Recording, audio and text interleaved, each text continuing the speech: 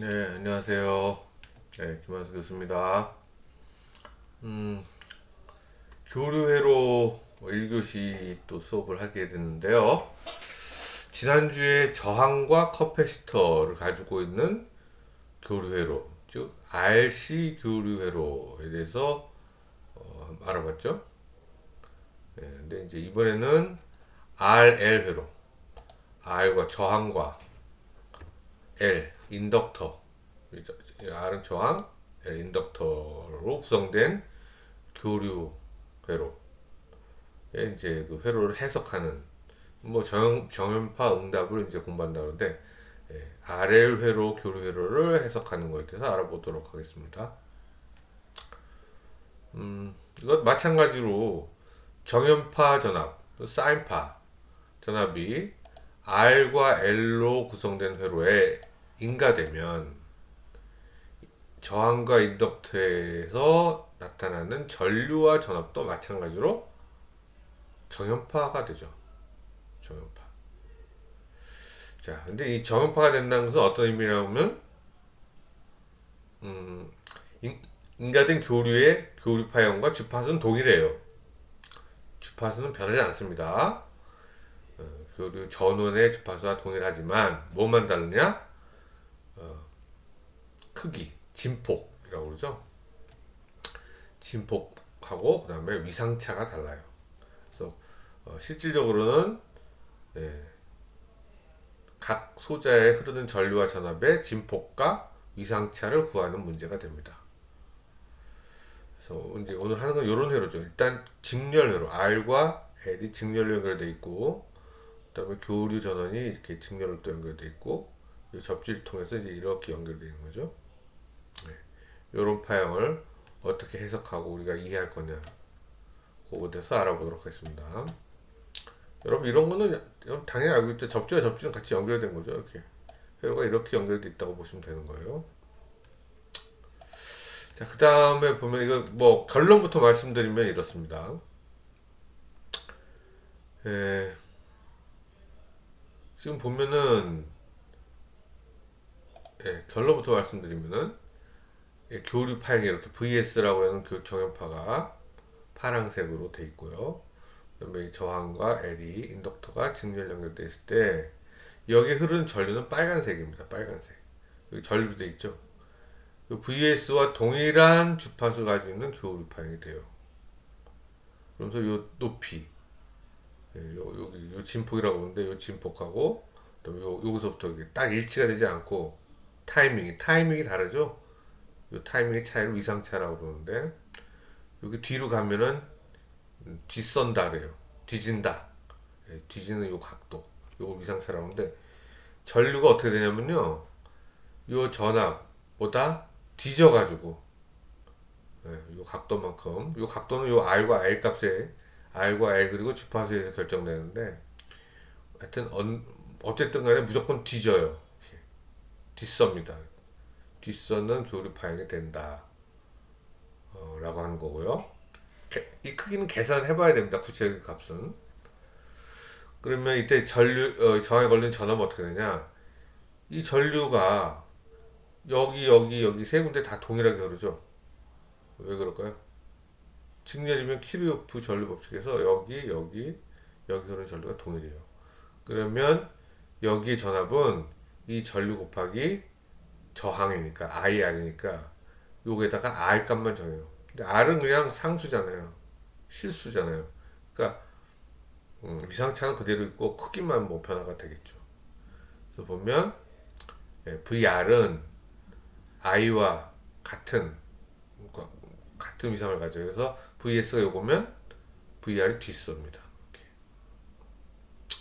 뒤집니다. 그 다음에 L은 어떻게 돼요? 여기에 걸리는 전압은 여기 전압은 전류에다가 I J 오메가 L이거든요. I 곱하기 J 오메가 L이거든요. 그러면 J 오메가 곱하면 위상이 90도가 더해지면서 여기 앞서요. VL이. VR은 VS보다 이렇게 뒤지고 VL인데 VL은 VS 요거보다 이만큼 앞서서 나타나고 그 크기는 구체적인 값에서 결정됩니다. 결론이 이렇습니다. 왜 그런지를 한번 지금부터 꼼꼼히 한번 따져볼 텐데요. 자, 이거는 뭐 나중에 실제로 한번 구해보겠습니다. 자, 우리 어떻게 항상 어떻게 했죠? 이거 해석할 때 페이저로 다 변화하니까 페이저 관계에 있어서 저항을 쓰지 말고 뭐라고 그랬어요? 임피던스 준다 그랬죠. 임피던스 여기 R 경우에는 임피던스 그냥 R이고요. 저기 인덕턴스의 임피던스는 뭐였어요? 인덕턴스 임피던스는 J 곱하기 오메가 L. 요게 인덕턴스의 임피던스였죠? 그죠? 근데 오메가 L을 뭐라고 한다? 리액턴스라고 한다잖아요. X. 리액턴스 X라고 그러고 C냐 L이냐에 따라 가지고 여기다가 아래점자로 인덕터의 경우는 XL이라고 그런다. C의 경우에는 X 인덕터스 C라고 그랬죠. 요건 뭐와 같았죠? 복습하면 오메가 C분의 1 이렇게 되는 거 있죠. 그래서 요 값을 갖게 됩니다. 네. 다시 말하면 저항 그냥 R이고요. 얘는 J 오메가 L인데 요거는 JL로 표시도 됩니다. 오메가 L을 XL로 표시합니다. 자, 그러면 이거를 이제 임피던스를 복소 평면상에서 복소 평면은 뭐예요? 실수를 나눈 축, X축, 가로축 요거가 수직된 방향으로 수직된 방향에서 여기 원점에 있는 부분에서 수직한 방향으로 이렇게 선을 그으면 수직선이 되죠. 수평선은 실수고 여기는 허수가 되는 허수를 나타내는 수직선. 이게 수직으로 만나게 되는 요 평면이 되는데 요 그래프 요 선과 허수 선이 이렇게 평면을 이루는데 이게 복소 평면이라고 했죠. 이걸로 이제 표시를 할 수 있어요. 임피던스를 마찬가지로 할 수 있는데 R은 그냥 실수기 때문에 그냥 이렇게 실수 방향의 크기와 값을 갖는 거고요. 그다음에 인덕턴스 L의 임피던스 J 오메가 L 또는 리액턴스 JXL은 허수 값이 되잖아요. 그래서 XL 값이 어디다? J가 들어가기 때문에 허수가 되죠. 그래서 이쪽 수직 방향의 값이 되고 요게 XL이 된다. 요게 R 값이 된다. 그러면 직렬 연결되었을 때는 어떻게 됩니까? 이 두 개를 요놈과 요놈을 더해야 되겠죠? 직렬일 때는 임피던스 더하잖아요. 저항도 더하지 마찬가지입니다. 이 두 개를 더하면 요거와 요거가 이렇게 해서 XR이 만난 사각형을 그려서 그 사각형에 이렇게 대각선을 연결하는 요 값이 임피던스. 직렬 연결된 R과 L로 직렬 연결된 회로의 합성 임피던스가 됩니다. 이 임피던스는 뭐야? 크기가 이제 크기를 알아야 되겠고 요 세타 값을 알아야 되겠죠? 그죠? 근데 크기 이 Z의 임피던스 이 Z의 크기는 뭐냐? 이게 직각함수잖아요. 직각함수에 피타고라스 정리해서 R제곱 그다음에 XL제곱 더한 다음에 루트로 씌워주면 이 값이 되고요. 요 각도는 어떻게 된다 그랬죠? 요 각도는 인버스 탄젠트 R분의 XL 이렇게 된다 그랬죠. 다시 한번 이제 구체적으로 다시 한번 그려보겠습니다. 그러니까 임피던스가 어떻게 됐다고요? 이렇게 되죠. C일 때는 어떻게 썼나요? 여기다가 C일 때는 비교를 해서 하면 좀 쉬우니까 잠시만요. 이게 만약에 이게 C였다. C였을 경우에는 자, 또 가볼까요? 올라가서 한번 다시 한번 보겠습니다. C였을 경우에는 어떻게 됐어요? R이었고 직렬 요거죠. 직렬 이렇게 R과 C 연결했을 때 더해야 되죠. 요거의 임피던스는 R. 요거의 임피던스는 J 마이너스 J 오메가 C분의 1이죠. 마이너스 J 하고 오메가 C분의 1. 근데 오메가 C분의 1이 XL이잖아요. 그래서 이건 뭐야? 마이너스 J XL, XC죠. 죄송합니다. XC 값이 되죠. 그래서 이번에는 이게 XC 값이 어떻게 마이너스 J니까 허수축의 마이너스 값을 갖죠. 따라서 이번에 이거 내려오죠. 이렇게. 그래서 임피던스 두 개를 더하면 합성 임피던스는 이 방향으로 되고요. 이렇게 되고요. Z는 크기는 요거 제곱 더하기 요거 제곱을 루트 씌우면 되고 각도는 어떻게 했습니까? 마이너스 값이 되죠. R보다도 더 작은 이쪽 방향으로 더 와 있으니까 여기서 회전해서 이쪽으로 돌아가면 플러스 방향이거든요. 근데 지금 반대 방향 이쪽으로 돌아왔기 때문에 마이너스 세타가 되는 그런 관계가 됐죠. 자, 그래서 다시 한번 계산하는 거 한번 가보겠습니다. 자, 임피던스 이제 예를 들어서 이제 이렇게 됐죠? 제가 아까 말씀드린 거죠. 저항과 XL의 제곱. X는 오메가 L이죠? 오메가 L의 제곱을 더한 다음에 루트 C면 임피던스의 크기가 되고요. 그 다음에 그 각도는 얼마야? 미상은 인버스 탄젠트 R분의 XL이다. 자, 예를 들어서 이제 설명해 봅니다. R 값이 1.2K고 XL 리액턴스가 인덕턴스의 리액턴스가 960이다. 그러면 이 경우 임피던스 어떻게 됩니까? R은 1.2K 이렇게 구해야 되죠. 실수축으로 1.2K 맞습니까? 그 다음에 XL은 어떻게 돼요? J 960이 되죠. 그죠? J 오메가 L이니까요. L 임피던스는 960 J 960이죠. 그래서 허수가 되고 이렇게 되죠. 0.96이 되네요. 0.96 K로 하면 되겠죠. 960이니까. 그러면 이제 이 여기 합성 임피던스 어떻게 됩니까?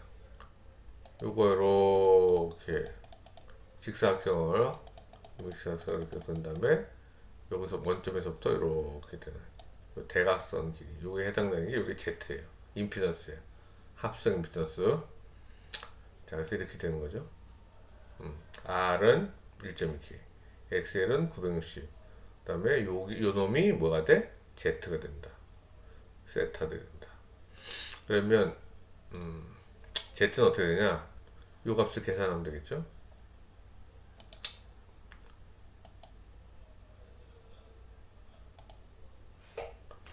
네. 시험 마침 유지하지 마시고요. 다시 한번 들어가 보겠습니다. 같이 지우서. 자, 여기 임피던스죠? RX. 그래서 크기는 이렇게 되는 거죠. 1.2K 제곱, 0.96K 제곱, 루트 씌우면 1.33K가 되고요. 세타는 1.2K분의 0.96의 인버스 탄젠트 계산하면 39도가 돼요. 이런 값이 이제 임피던스의 이제 실제 값이 되는 겁니다. 요 값에 직렬로 연결되었을 때 합성 임피던스는 요 Z가 된다. 이거를 이제 복소수 형태로 극좌표 형태로 표시하면 어떻게 되나? 그래 볼 필요가 있어요. 왜냐면 이게 나중에 나눠야 되거든요. 그러면 Z는 1.33 kg고 그 다음에 각도는 39도가 됩니다. 이렇게. 이게 임피던스 값이 돼요. 네. 자, 임피던스 구하면 사실은 다 구한 거예요. 그래서 다 구했는데, 자, 임피던스 구하면 뭐냐면은 V는 IR, 이게 오메 법칙이 비슷해요. V는 IR이었죠. 마찬가지로 V는 IZ가 돼요. 임피던스 Z가 됩니다. R 대신에 Z 넣으면 같습니다. 네. 그러면 이 경우에 한번 해볼게요. 만약에 V가 1V고 위상이 0이었다. 0도짜리였다. 페이저였다. 1.2K고 XL 960이다. 그러면 Z는 어떻게 됩니까? 아까 계산한 것처럼 1.33K에 39도가 되죠. 임피던스, 합성 임피던스 요거. 자, 그러면 전류는 어떻게 됩니까? 전류는 합성 임피던스를 V로 이거 VS를 나눈 게 됩니다. 그죠? 이거 퉁쳐가지고 이게 Z니까. 어? Z에 총 이게 걸리잖아요, VS가. 그럼 여기 흐르는 전류는 어떻게 돼? 는 I는 R분의 V, 그러니까 Z분의 V가 되는 거야, 이게. 그래서 VS는 이렇게 되고, 여기 Z는 1.33K에 좀 이렇게 되죠. 그러면 이걸 나누면 0.78이고, 요거 나누기니까 어떻게 돼? 각도는 빼기죠. 여기서 이렇게 빼고, 여기는 크기는 나누고, 그죠? 몇 번 했습니다. 그래서 마이너스 0.78, 마이너스 39도고, 밀리암페어가 됩니다. 예, K로 나눴으니까 이게 밀리암페어가 돼요. 자, 그렇게 되면 이제 I는 어떻게 됩니까, 지금? I는 0.78K죠. I는 0.78, 밀리암페어가 되고요. 그 다음에, 그러니까 I를, V를 이제 페이서, 복소 평면에서 이렇게 봤을 때, 여기가 이제 VS가 어떻게 되냐면 여기죠, 여기. 각도가 제로니까 실수축에 있는 거잖아요. 근데 I는 어떻게 돼요? 0.78인데 마이너스 39죠. 그러니까 이렇게 되죠. 여기 각도가 마이너스니까 이쪽에 있단 말이에요. 각도 이쪽 플러스 이쪽에 플러스인데 이쪽에 있어요. 마이너스 이쪽 반대로 이쪽이잖아요. 이렇게 되고요. 여기 I가 되고요. 여기 VS가 되고요. 그러면 이제 VR이 나오죠. 여기 걸린 전압은 어떻게 돼요? 여기 전류 알잖아. 이 전류가 어디? 여기 흐르지. 여기도 흐르고 여기 똑같이 이 전류 흐르죠. 여기는 뭐가 돼? 전압은. 여기 전압은 IR이 되죠. 그래서 IR. 그러니까 이거 곱하기 R이 되는 겁니다. 계산 안 했는데 요거 곱하기 0, 요거 곱하기 뭐가 돼요? 1.2K. 1.2K 하면 예, 저항에 걸리는 전압의 페이서가 나옵니다. 그 다음에 VL은 어떻게 돼요? I 곱하기 J 오메가 L이죠. JXL이죠. I 곱하기 JXL. 그래서 이거 좀 계산 여기 잘못 써있는데 X입니다. 곱하기입니다. 그러면 요 곱하기 요 값에다가 뭘 곱해? 요 960 J는 960 꺽쇠 90도 그렇게 되죠? 네.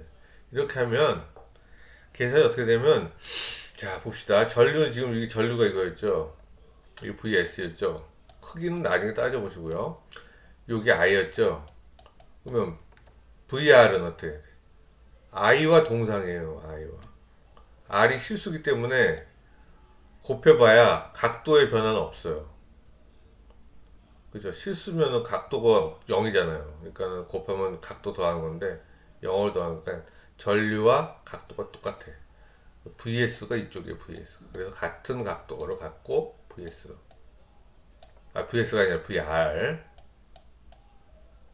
그 다음에 VL은 이 전류에다가 960 꺽쇠 90도죠. 그러면 어떻게 돼? 960을 곱하고 각도는 이걸 더해야 되겠죠.